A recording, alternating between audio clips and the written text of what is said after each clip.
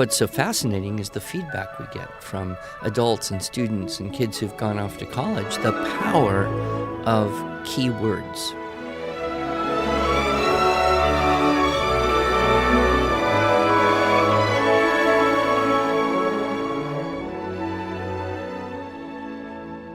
Hello, and welcome to the Arts of Language podcast with Andrew Pudewa, founder of the Institute for Excellence in Writing, or as many like to say, IEW. My name is Julie Walker, and I'm honored to serve Andrew and IEW as the Director of Marketing. Our goal is to equip teachers and teaching parents with methods and materials which will aid them in training their students to become confident and competent communicators and thinkers.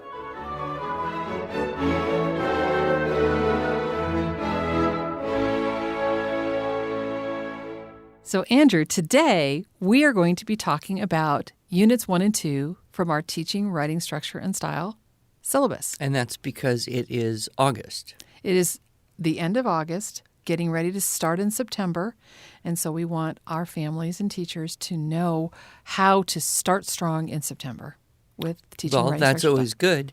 This is going to replace then our Monday night webinars, which I have had to do every month for a long, long time. And they were absolutely delightful, and we got some great feedback and questions that happened at those live events. And we still have a recording of those webinars available at iew.com/webinar-archive. And so we'll have that link in the show notes so they can still go back and listen to a longer version of what we're talking about today. Okay, so this is kind of a pep talk, a little bit of insight, and then reminding people that if they do have questions that they might want to have asked during the webinar, they can always email, chat, call our team. Right. Or you could ask them, listener, of us on podcast at IEW.com. And every 10 episodes, as you probably know, we do an Ask Andrew Anything. And so, Andrew, maybe some of those questions will come that way, too, and we can ask them again on our webinar. Well, that would be fun. Well, this is the basics of Unit 1 and 2. Right. So there shouldn't be too many questions. Perhaps. And I just want to invite our listeners who do not own the Teaching, Writing, Structure, and Style seminar to consider purchasing that. It might be time. If you are buying our product new from any of our resellers, you will note that it's always the same price, $189. That comes with the DVDs. Or if you don't have a DVD player, you can buy it for $129, and then you get the video streaming. So this and with all that money you save, you could go buy a disc player to attach to the device you have that doesn't play discs. Exactly. So this podcast that we're doing is primarily for people who have gone through our course, but just kind of an overview of Units 1 and 2, maybe a refresher or maybe just some basic information so that, well, they can start strong in September. So Unit 1 is? Note making and outlines. As we say it in the official TWSS book. Correct. And, of course, a lot of people, when they think note-making, note-taking, what is that? They have, an experience of their time in high school or college taking notes from lectures, or some people maybe took notes from their textbooks, although most times people kind of highlight stuff there and then hope to have time to go back and read it again. But our system really is remarkable. I've never seen anyone else teach this quite really anywhere close to the way we do. And yet what's so fascinating is the feedback we get from adults and students and kids who've gone off to college, the power of key words. Yes, and creating a keyword outline, just a couple comments that I'm aware of, is that it's not necessarily something unique to IEW. In fact, keyword outline is used in other places, but not in the way that we teach it and not in the place that we teach it, which is the very first thing students learn to do is to create a keyword outline. Yeah. And I love that. A short little source text, Aesop fable, interesting information about a unusual animal or place or person at or below reading level. And of course, all our materials provide many source texts for people to choose from, or once they do a couple and get the hang of it, they can go find their own, write their own, and read the first sentence, choose 3 words, copy those words into an outline, separating them by commas, read the next sentence, choose those words, copy, separate by commas, read, choose, copy, until they have done the whole paragraph. The whole paragraph or the whole source text. It could be more than one paragraph. And then they have the keyword outline. So just that alone is very interesting because it forces people to do a few things. Number one, they have to slow down and stop after each sentence and kind of ask themselves a question. What did that sentence mean? What are the key words? Which words carry the meaning out of the prose and into the outline? That's a valuable thing. And we've had, of course, dozens, if not hundreds, of reports of parents and teachers and special ed people pointing out that just doing that it helps greatly with reading comprehension. Right, exactly. Now, there's another part of note-making and outline that we teach in Unit 1, and that is? Well, telling it back. So in copying the key words, they have to attend to, of course, the spelling of those words. So that's in itself some good practice for younger students. And then the next step of using the keyword outline is to test it. Now, I think a lot of people they just kind of fall into this idea that now that when the student tells back the content in sentences from the keyword outline, that it's a test of them, of the student. But I try to make abundantly clear and reiterate again and again, no, this is the student learning to test the outline. And if for some reason the student isn't able to reconstruct the meaning from those keywords, well, that's not the student's fault. That's a slip there. So go back and read the content again. Be sure you understand it.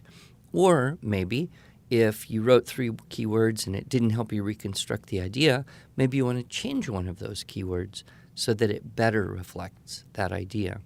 So the telling it back has the value of helping the student understand why they wrote the words they wrote. It helps them when they speak in a complete sentence the idea back. They hear what they're speaking and then are more well prepared to write it.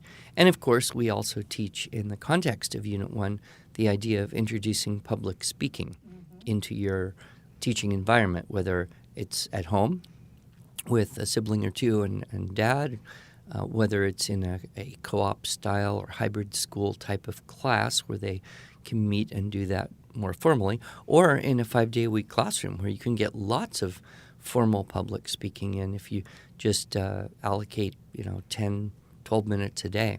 So that's a great aspect of it. And Dr. Webster, he always pointed out to me he didn't like it when people called it a writing program, because in his mind, in his vernacular, it was always a verbal and written communication program. You mentioned Dr. Webster, and of course this syllabus, these 9 units that we're going to be heading one a month for the next few months, were developed by Dr. Webster. How did he come up with this note-making idea? Well, that's kind of an interesting story. I actually wrote a little bit about that in an article. I think it was entitled Squirrely Students Inspire Structure and Style, Yes, exactly. Which is available if people want to read it or they missed it in the Magalog.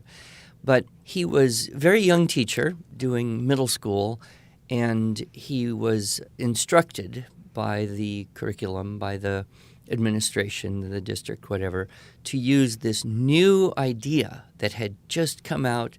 He learned it in a teacher in-service, and it was called collaborative writing. So the idea was that instead of just, give an essay question to all the students and make them write on their own, which of course failed many of them, well, why not write together? right? So everybody can contribute ideas, and then the teacher would write down all the ideas on the board, and the students would then copy, that more or less. So this would solve the problem of, the kids, I don't know what to write. I can't think of anything. Well, of course, he lived in the days where there were horrible behavior problems happening in middle school classes, awful things like passing notes, spitwads, and contraband comic books under the desk. So with these disastrous behavior issues to deal with, he found that when he was back to the class writing on the blackboard, well, all this aberrant behavior would occur, and he couldn't look at them behind his back and keep writing on the whole sentence that the student, whoever had dictated. And so he thought, well, if I could just write a few words, then I could quickly spin around and catch the perpetrators of spitwadding and note passing and comic book reading before they could get too far into their crime. And so he did that. So instead of write the whole sentence, he just put a few words, separated them with a comma. And then what he found, of course, was that there was a whole lot more variety in what the students individually wrote with this keyword method rather than the collaborative writing the way he had learned it in the in-service. So that was the beginning, and then he quickly realized that this same idea could be applied to the content areas. So in his day, he was teaching most all of the subjects, not just grammar and composition, Right. but also history and geography and music and even some science. It was very integrated in those days, the teachers. So he simply said, well, we can apply this idea to the text that the students have to read and study. And then, of course, he knew, as most of us would agree, common sense, if you want to learn something well, what do? Talk about it. Write about it. Right? You can read a thing and forget it quite easily. But if you read a thing, take notes, and retell it, Right. well, then it goes into your memory Yep. in a much more powerful way. So that's kind of the point where he got into doing a lot of writing about all these subjects using, as the basic tool, that keyword outline. Keyword outline. So my takeaways from Unit 1, just in my own experience of teaching that I'd like to share, is this lays the foundation for everything that we teach at IEW. Students will continue to write from a keyword outline, starting with Unit 1, going all the way through Unit 9 and beyond, and I love that. It helps to create more organized writing. Secondly, as they're taking notes, they're just learning to choose just a few words, which is different than any other type of outlining or that you might just intuitively do as you're sitting through a lecture. You want to capture everything and then you lose it because you can't keep up. So the key word really helps with comprehension later.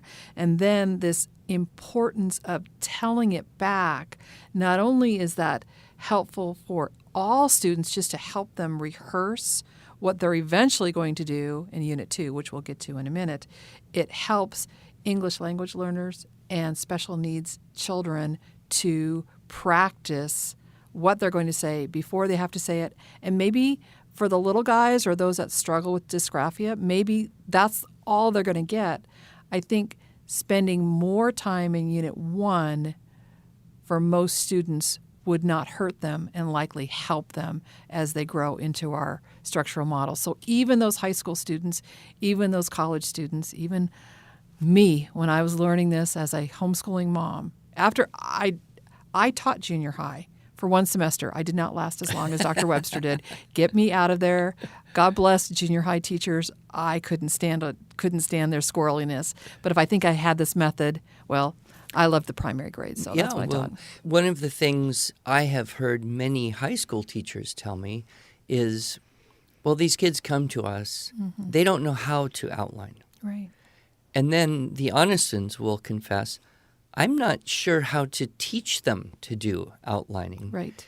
It seems like it's something they should have already have learned.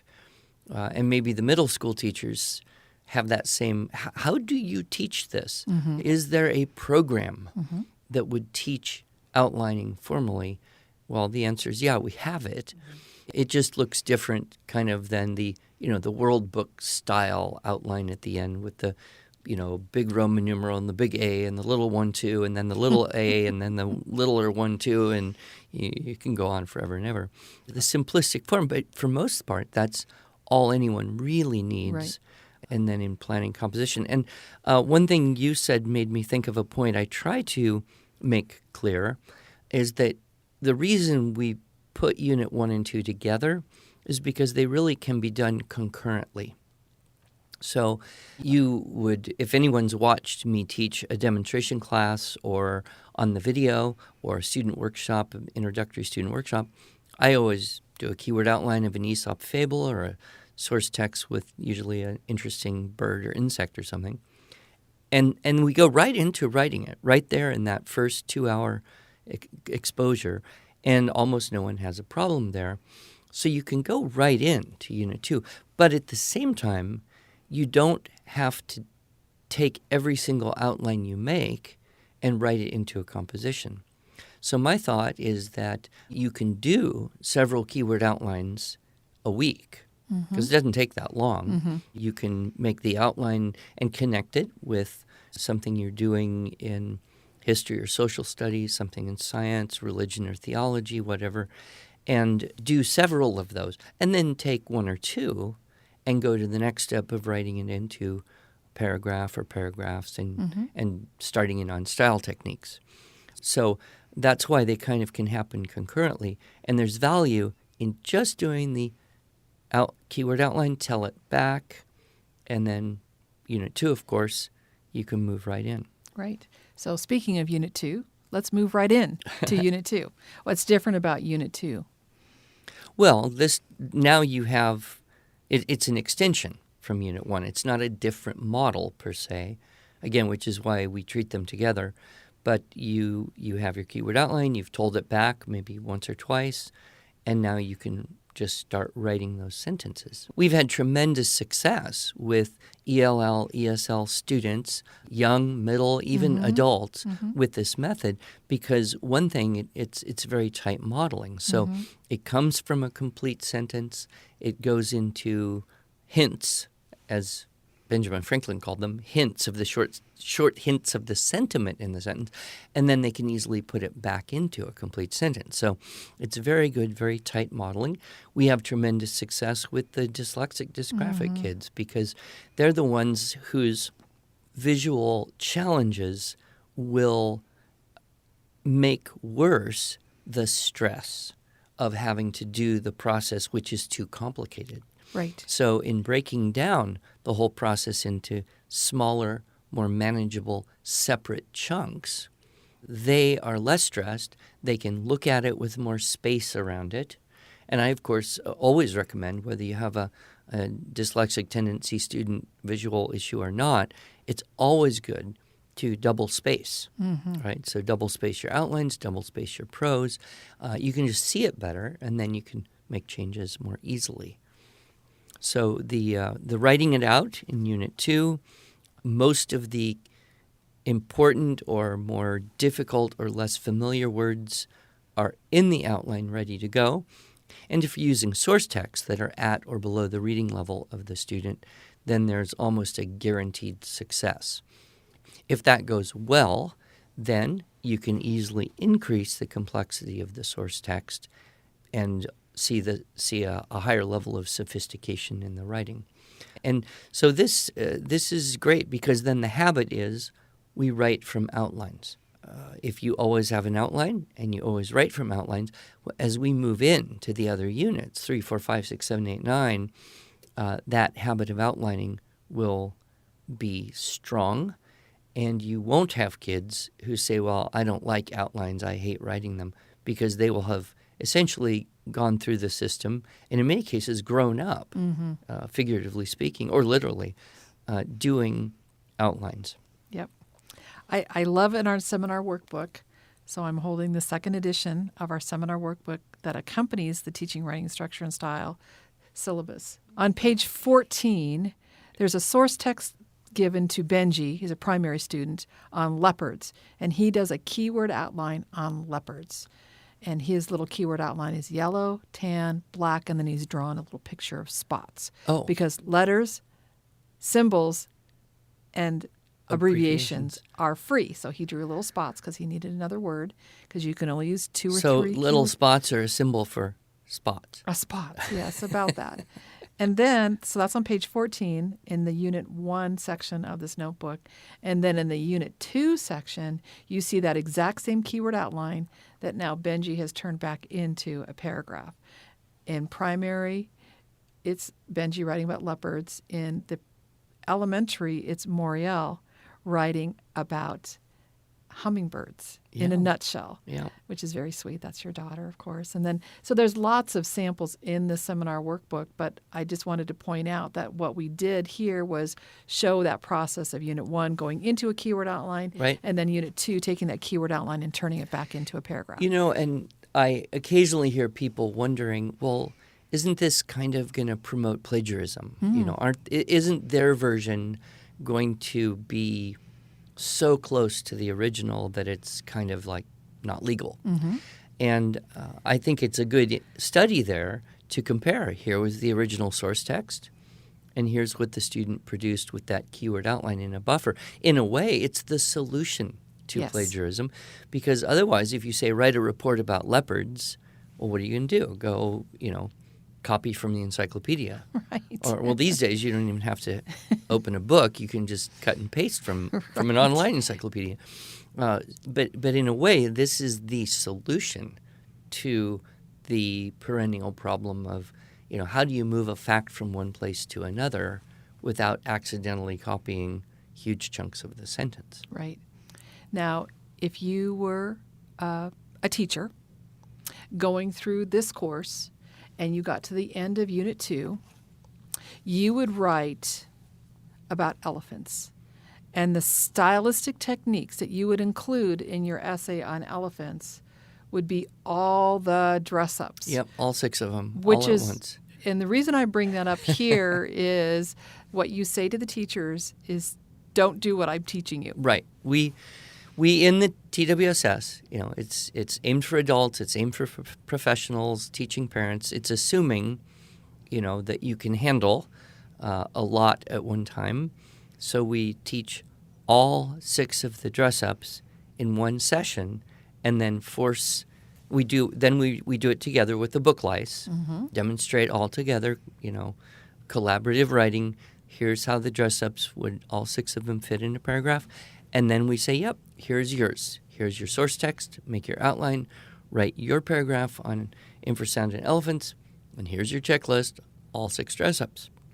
And, you know, we do that for a couple reasons. Number one, we've got so much to cover. We can't string this out for 10 days like the original course in Gruard that I took back in 1990. But number two, it's also a little bit of a good lesson on why you don't do to your children what I just did to you. Right. And so when people get stressed and say, oh, could I just like write it out and not think about all those dress-ups and then just see if I have them? Well, if a student says that, could I just kind of ignore the checklist and just write it? Well, then they're really saying, you know, you taught me too many things too fast. So I'm sure we'll get back to this in another podcast, but our rule for introducing the stylistic techniques is easy +1, meaning you teach one thing. When it becomes easy, then and only then do you add in the next technique, put it on the checklist. Now you have 2 in each paragraph of each composition. And when that's easy, you add in the third one. And only when that's easy would you add in a fourth. So if I gave the teachers in the seminar a runway of 2 or 3 assignments and dropped in a couple dress-ups each time, that would have been a different experience for them. But we just don't have time. It's not practical. But you'll see that's how we do all the student courses. Right, exactly. And so to that end, do you have any advice for just general age groups? Like if you're in the elementary age group, how many do they start with in Unit 2? Well, I think if we look at most of our materials, we start with 1 or maybe 2. When I do a live introductory workshop for grade 3 to 5 kids, I usually start with the ly adverb, of course. And if it's an Aesop fable, I'll use said as a banned word and do synonyms for said and start with those two. And then I'll usually say something like this. So, who's 9 or younger? Okay, you're done. You don't have to add anything more to your checklist, just those two things. So if, 11 or older, then I'll say, okay, here, add in this new one and give them a third one for a first assignment. And then, of course, some kids, well, what if you're 10? What if you're 10? They don't get to All be right, in the well, class? if you're 10 and smart, you can do the added technique, but you don't have to. Let them kind of decide, do I want the challenge or not? Yeah. So usually starting in that elementary with 2, that's a safe way to go. And then, with the middle school, usually go with the ly, who, which, and then a strong verb, starting with 3. That's very reasonable, and most everybody can handle it. And, of course, I'm giving them lots of substitutes for weak verbs so that there's words all over the whiteboard. And then if they say, well, I can't think of one, I can just say, well, here, read the list. Oh, okay, that'll work. And I guess with high school kids, you could start with 3 or 4 or more. But it's generally better to start, a little bit less complex, start with the shorter list. And when it's easy, and it could happen after the first assignment, say, oh, that's easy, great, let's add in the next 1 or 2. Kind of the opposite of the way Webster used to do it to us, because he would dump the entire thing, all dress-ups, all openers, all decorations, all the triples in 1 hour thing. And then the very first assignment we had to write had to do everything in the first assignment. It's like stringing your brain out into too many different strands all at once. So fortunately, I learned that even teachers need a more gradual runway. Right. So there it is, Units 1 and 2. It's where we start. Super simple exercise. Anyone can do it. And, sometimes people say, well, isn't this too simple for, a high school student? Truth is, I've had adults come to the first session of a TWSS, learn this, and say, wow, this is going to help me. Right. So I teach the same thing to people, whether they're in second grade or graduate school. Right. It's a pathway. Exactly. And you want everyone to start at the beginning of the path, because you can't just drop people in halfway down and expect them to have the foundation they'll need. Right. So today we've laid a foundation, and then next month, at the end of September, in preparation for October, we will talk about Unit 3 and continue to do about a unit a month until May. How does that sound? That is the way we do it, isn't it? That's great. All right.